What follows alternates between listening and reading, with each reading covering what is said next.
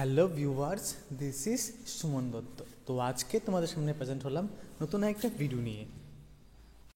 আজকের ভিডিওতে থাকছে শুধুমাত্র ক্লাস 9-এর জন্য ইম্পর্টেন্ট একটা স্টোরি রাইটিং। আশা করি যারা যারা ক্লাস 9-এ পড়ো তোমরা সবাই এই স্টোরি রাইটিংটা শিখে রাখবে, কারণ তোমাদের পরীক্ষার মধ্যে এটা আসতে পারে। খুবই ইম্পর্টেন্ট। কি? A farmer had a Gauss's laid a golden egg every morning. The greedy farmer wanted to get all the eggs at a time. He cut the belly of the gooses with a knife, found no eggs. They are disappointed. ঠিক আছে, মানে এখানে একটা কি ফার্মারের কথা বলা হয়েছে। ওই ফার্মারটা কি জানো, খুব লোভী ছিল। তো ওই লোভী ফার্মারটা একটা হাঁস পেয়েছিল। ওই হাঁসটা কী করতো, ওই হাঁসটা প্রত্যেক দিনই একটা করে স্বর্ণের ডিম পাড়তো। তো সে কী চেয়েছিল, সে চেয়েছিল যে সবটা একসাথে করার জন্য। ঠিক আছে, কিন্তু যেহেতু সে একসাথে পেলে তার অনেকটা লাভবান হবে, তার জন্য সে চেয়েছিল যে একসাথে ওইটাকে পাওয়ার জন্য। কিন্তু যখনই সে হাঁসটাকে কাটলো কিছুই পেল না। তো কী লিখবে উত্তরটা? এরকম কিছু একটা স্টোরি রাইটিং আইলে কী লিখবে? সাপোজ ধরো এটাই চলে আসলো, তখন তোমরা কী লিখবে? লিখবে ওয়ান্স আপন এ টাইম। কী লিখবে? Once upon a time there lived a farmer. ঠিক আছে, মানে কোনো এক সময় এখানে একটা কৃষক বসবাস করত। ঠিক আছে, কী লিখবে? Once upon a time there lived a farmer. He was very greedy, মানে সে কী ছিল? সে ছিল খুবই লোভী প্রকৃতির। কী ছিল? সে ছিল খুবই লোভী প্রকৃতির। ঠিক আছে, হি ওয়াজ ভেরি গ্রিডি।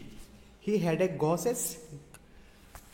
ঠিক আছে, he had a goose that laid a golden egg every day. তার কাছে একটা হাঁস ছিল যেটা প্রত্যেক দিন একটা করে স্বর্ণের ডিম পাড়ত। কি মজা না? ঠিক আছে, তোমার দ্বারা যদি থাকতো তাহলে তুমি কী করলে? অবশ্যই না যে ওকে মারার জন্য চেষ্টা করলে না, কারণ ও তো প্রত্যেক দিন একটা করে হাঁসের ডিম দিচ্ছেই, আর কি লাগে। কিন্তু ও ছিল লোভী মানুষ, তাই সে এখানে যা পেয়েছে সে খুশি না। And the farmer collect the egg in the morning after that he want to the market to sell it. মানে সে প্রত্যেক দিন সকালে একটা করে ডিম পেত, পেয়ে ওইটাকে মার্কেটে নিয়ে বেচে দেওয়ার জন্য চলে যেত। ঠিক আছে, but every one single egg was disliked by him. কিন্তু প্রত্যেক দিন যে এই একটা একটা করে সে ডিম করছে, মানে এই যে একটা করে সে ডিম নিচ্ছে, সে খুশি না, সে খুশি না। তো হি ওয়াজ গ্রিডি এনাফ, মানে সে ছিল খুবই লোভী প্রকৃতির। So he wanted to get all eggs at A time. মানে এখন সে চিন্তা ভাবনা করছে যে সে এখন সবগুলা ডিম একসাথে নিয়ে নেবে। ঠিক আছে, সে এখন কী চিন্তা করছে? সে চিন্তা করছে যে সবগুলা ডিম সে একসাথে নিয়ে নেবে, তার প্ল্যান। Thinking this one. ঠিক আছে, মানে থিঙ্কিং দিস মানে যেই এই চিন্তা ভাবনা করলো, one morning he cut the belly of the goose. মানে যেই সে একদিন সকালে সে চিন্তা করলো যে না, আমি হাঁসটার পেটটা কেটে ফেলবো। ঠিক আছে, কেমনে?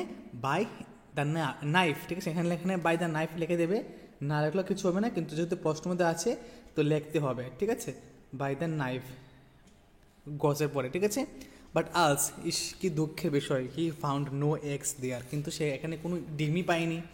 হি বিকাম ডিসঅ্যাপয়েন্টেড, সে হতাশ হয়ে গেল। অ্যান্ড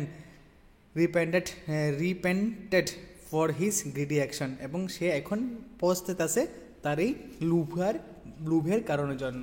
ঠিক আছে, তো এই যে ছোট্ট একটা স্টোরি রাইটিং ক্লাস 9-এর জন্য খুবই ইম্পর্টেন্ট। সাপোজ ধরো এটা কিন্তু খুবই একটা ইম্পর্টেন্ট, যদি এটা চলে আসে তোমরা হুবহু লেখলে 5-এ 5 পেয়ে যাবে। আমার হোপ যে এটা পরীক্ষায় আসতে পারে, এখানে আমি 80% শিওর দিতে পারবো। ঠিক আছে, যেটা ইম্পর্টেন্ট আছে। ঠিক আছে, তো যদি ভিডিও ভালো লাগে থাকে অবশ্যই ভিডিওটা সবার কাছে শেয়ার করো। তো দেখা হচ্ছে একটা গুরুত্বপূর্ণ ভিডিওতে। প্রথম থেকে লাস্ট অবধি যে যে ভিডিও দেখছো তোমাদেরকে অসংখ্য ধন্যবাদ। আর একটা কথা বলতে ভুলে গেছি যে আমি এই 2-3 দিনের মধ্যে তোমাদের জন্য, যারা ক্লাস 9-এ পড়ো তোমাদের জন্য ইংলিশ সাজেশন নিয়ে আসছি। ঠিক আছে, বাকি সাবজেক্টগুলো খুব তাড়াতাড়ি নিয়ে আসবো। তো দেখা হচ্ছে একটা গুরুত্বপূর্ণ ভিডিওতে। সবাইকে অসংখ্য ধন্যবাদ।